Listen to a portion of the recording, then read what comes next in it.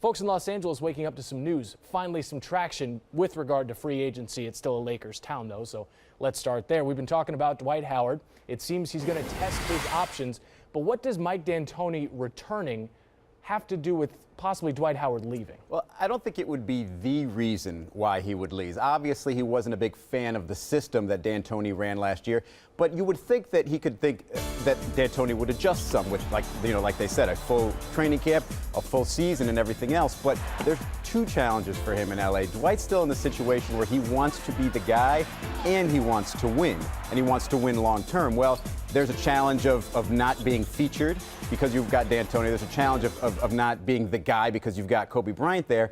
And then once Kobe Bryant's time is up, what's the future of the Los Angeles Lakers? And you can judge that based on history. Yes, they'll do well bringing in talent, but you never really know. So there really is no sure thing in LA for the next few years to come. And Dwight Howard, it would seem, would want to get out of Kobe's shadow. At least those around him say that.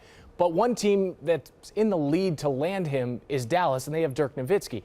Texas has a good shot here, it would appear. Mavericks and Rockets. Which of those teams do you think does land him? Well, he's meeting with both of them. I find it hard to believe that he could see Dallas and say, okay, well, there's a team that's going to be a championship contender for years to come, because Dirk Nowitzki is 35 years old. You saw Darren Williams last year go there and pass on Dallas, and you could say that was because Mark Cuban wasn't there or whatever. But the truth is that the long-term plans don't seem to be there for Dallas.